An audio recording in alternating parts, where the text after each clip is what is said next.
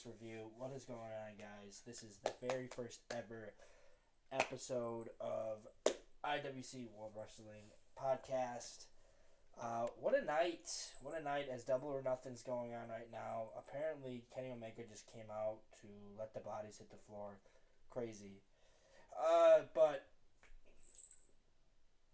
yeah, we got a fun night at Battleground. Last night of Saturday Night Main Event had a weird botches left and right. Let's get into it. Mark's not here right now. Mark couldn't join. He was messaging me during the live stream. Ryan was as well. Hopefully I'll have them both ready for Tuesday. Ryan will definitely be there on Tuesday.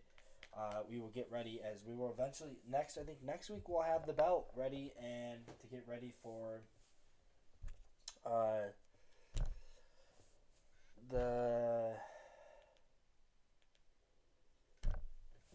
Money in the Bank in 2 weeks, which will be I'm hoping it's the very first pay-per-view or PLE for this channel to defend the belt. The winner of that will hold the belt and wear it during the next live stream. And so on forth. So let's get into it. So Ruka and why is her name Pat? Her name's just God damn it. What was it? So Ruka, Kalani Jordan. So Sol Ruka and Kalani Jordan, they had a really good match. A great ending as well. These reviews aren't going to be like normal reviews. We're not going to go play by play of the match. The beginning was both came out in the entrance great. Kalani Jordan looks. I'm not a big fan of her, but she had a really good match tonight. Zara, they kind of teased Zara as a little heel turn, kind of. I mean, she did.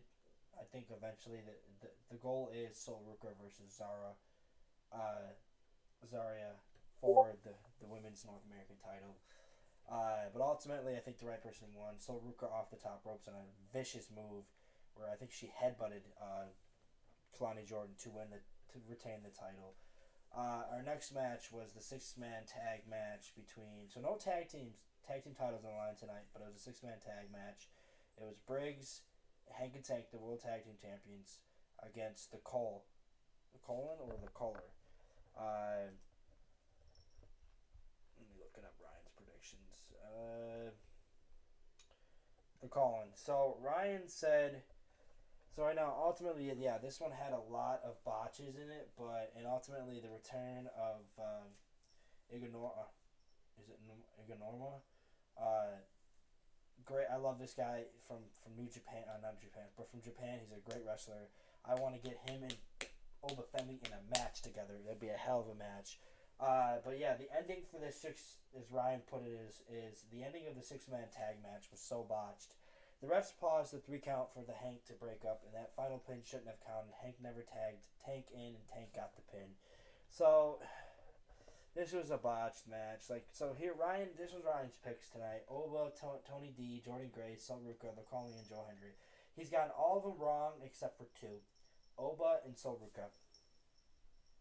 So, yeah, this match was probably just a move it under the rug kind of match.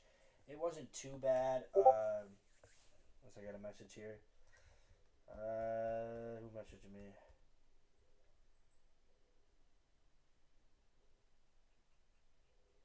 Okay, so Mark just said Trick is a legend now. When he joins the main roster, he's about to have the Jey Uso effect. Yeah, and then they're talking about Mello got nothing. Yeah, Miz corny ass holding him back. He needed a team backup with a Trick. All right, so. Yeah, let's get into the next match. The next match was the Women's NXT Championship. Stephanie Vancouver and Jordan Grace. And you know what? I thought this was going to be the main event. But after the main event tonight, I'm kind of glad it wasn't. This match was great. Start to finish. A lot of near falls. A lot of close calls. And it felt like Stephanie might actually lose tonight, but ultimately she hit I think it was a moonsault into a twist. I forgot what that I don't the Blue Falcon I think it is or something. the Black Falcon, whatever maneuver it is, she hit it perfectly, and she got 1, 2, 3 to retain the title. I don't think this is the end between her and Jordynne Grace. I ultimately do think that the person that will take the title off of Stephanie is Jordynne Grace. I just don't think Jordynne Grace is ready yet. I think she can go into a little feud with someone right now, and Stephanie could go into her separate ways as well. I think Jordynne Grace will end up feuding with another potential, because right now it's looking like Stephanie's going to be fighting because the next PLE is Worlds Collide, so Stephanie's going to be fighting the two top female stars in AAA, as they would tease later in the night. So we also got right after this. I think this is when I think either before or after this we got a Mike Santana, which it could be teasing Mike Santana versus Trick Williams. We'll get into that as well, because I had my predictions of what I think the reason why that ending happened. But let's get into the next match. I gotta say right now, Miles Bourne, he really impressed me in this match. Miles Bourne versus Obafemi for the NXT title would be up next. And Miles Bourne, I had no faith of him having a good match tonight. And he turned around and he had an amazing match. A great match. And we'll see what they go from here. I have a feeling that Charlie Dempsey and Obafemi might be in a collision course. I would love to see that. I think Miles Bourne he'll get a shot at the North American title, either between Ricky Starks or Ethan Page, which will be on Tuesday night, and the winner of that's going to go to AAA and face probably one of the AAA members. So this match was back and forth. Miles Bourne, not Garrett, thinking football. Miles Bourne really stood out in this match. He had a really awesome, I think it was off the ropes onto Obafemi. It was great, but the ending was even better. Obafemi looks like $1 million, and when he goes to the main roster, Oba's gonna dominate. I think within the year that Oba's on the main roster, he'll become the world champion. He's only 27 years old too. To think about that, he's only 27. Miles Bourne's only 26. So these guys are young, and they've only been wrestling for some short period of times, and they're still out there doing this. So it was a great match. Ultimately, Obafemi would win, retains the title. He is probably on course to. I still think it's going to be a triple threat at Worlds Collide as the main event between the TNA, the NXT, and the AAA World Champion. But after tonight, I might be. But I do think ultimately it's going to be Oba versus probably Alberto El Patron, and a lot of people are groaning hearing that because they know Alberto Del Rio is nothing but trouble. But so we'll see where they go from here. Like I said, the next PLE is in 2 weeks and Worlds Collide, so they have 2 weeks to build it. So I do, like I said, if Trick Williams, I have a feeling which we get in the next one, the way that match ended, I do feel like that the TNA title will be off somewhere else, doing its own program instead of having like a triple threat between TNA, AAA, and NXT. So yeah, this match was great. Like all these matches are great. Like the only one I didn't really like was the 6-man tag. And like during the stream, it felt like I wasn't excited and stuff. I'm just tired.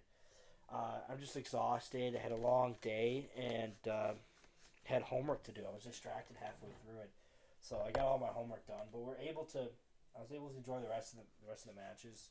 I think next time, the next PLE, which is Saturdays, I'm usually a little bit more energized because it's only like usually I get a day off before the weekend happens, and I'm more energized because it's only the second time. This is the third day I've worked in a row. I'm working 2 more days in a row, so I'm just like this. And this Memorial weekend and where I work, it's just drained me. So I couldn't really enjoy it. It doesn't take away from the fact that this was still a good PLE. The NXT has been really good. Like they've been putting up some good PLEs. It just feels like the hotness and one of my favorite YouTubers. Shout out to JD from New York. Check him out. He's awesome. He even said right now, he is saying right now both AEW and WWE right now are cooling off. AEW's been struggling for a while. Leave him alone. Cats. They've been struggling for a while. So, but WWE was hot for a while, and then they got cold, and they just haven't been able to recover since. So, let's get into the main event. Joe Hendry and Trick Williams for the TNA World Championship. And you're thinking, there's no way in hell TNA is going to have Joe Hendry drop the title here. Well, yeah. That caught me off surprise. Trying to put the words in my head. Take them out of my head and put them in my mouth. This was a good, like I said, the Jordan Grace and Stephanie. I thought that should have been the main event. But after this match, I turn around and you know what? I have to say this match delivered. Trick and Joe Hendry put on a hell of a match, and I don't know where they go from here. Well, I do think I know where they go from here. I think it's a rematch where then Joe Hendry wins the title again. So yeah, Trick Williams is the brand new TNA World Champion after a quote unquote kayfabe botch from the ref because he didn't disqualify Trick after Joe Hendry hit the belt. So here's what happened. Joe Hendry was about to hit the last curtain call. I don't think that's his maneuver, is it? No. What the hell is Joe Hendry's finisher?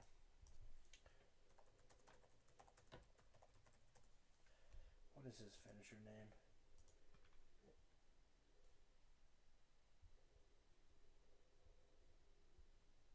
The standing ovation, okay. Not the last curtain call. I was thinking of a different wrestler there, but the standing ovation. He's hitting the standing ovation, and Trick got him in the eyes, and well, first happened was there's a lot that happened in this match. Trick did the spinner Rooney, which I call the Tricker Rooney. Joe Hendry hit the standing ovation. Trick kicked out. He hit the standing ovation again. Trick got his foot on the rope. Trick put Joe Hendry with a rock bottom rock bottom, but I think it's I can't put. I'm just too tired to pronounce it. So, yeah, he used that form, that finisher or signature, and put Joe Hendry through the table. Then Joe Hendry and him again going for the standing ovation. So Trick Williams hit I think the trick shot, and then Joe Hendry kicked out. But then Joe Hendry was hitting the standing ovation for a third time, but couldn't do it because Trick Williams raked his eyes. Trick Williams got the belt, first of all. He got the belt because he was frustrated that he kicked out. The referee took the belt off of Trick Williams. Then Joe Hendry went for the standing ovation, missed it, and then Trick Williams hit a kind of a pickup slam. Can't like this. I'm freaking tired right now.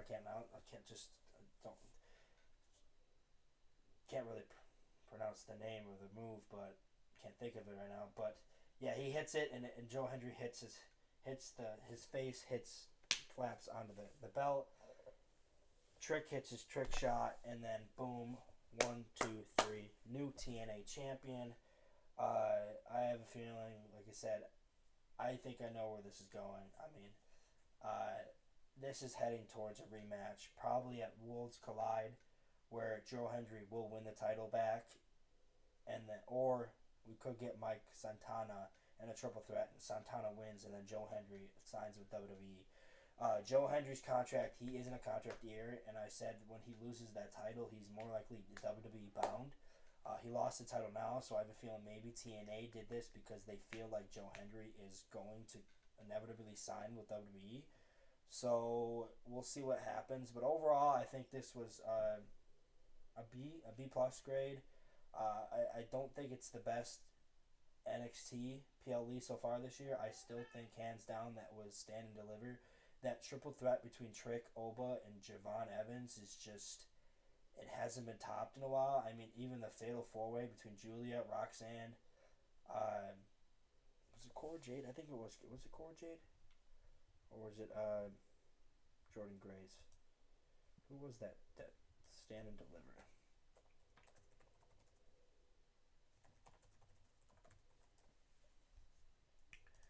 So it was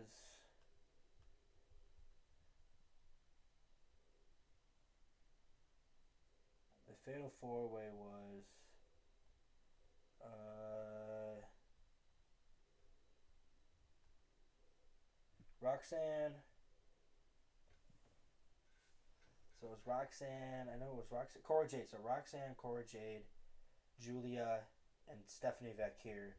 And Stephanie won that match. So like those two matches, arguably the best. Like hands down, made that even better. So, but overall, like I said, this was a good PLE. I'm looking forward to Worlds Collide. I'm looking forward to Tuesday when we do our episode one of with Rami and Ryan. So our next predictions will be a week from now. Uh, the next so the episode 2 will be the predictions, and hopefully we will have the belt. Ryan's gonna make the second belt, and we're gonna just purchase a trophy for the third. So this is how it's gonna happen. Let me explain it right here while we're doing it. So every pay-per-view PLA, like you know this from like Cultaholic, Walt Culture, Wrestle Talk, Steven Larson, and other people. Shout out for Steven Larson, one of my favorites. They have belts. They put them on the line for every pay-per-view PLE. Well, we're gonna do the same thing. We got the PWC or the PWC belt, the podcast World Championship belt, and then we have the $5 championship belt, which is a cardboard. So the winner gets the PWC. The loser, the first loser or the second runner up gets the $5 belt, and the third runner up gets the trophy, which is going to be a funny trophy that he has to hold up every stream.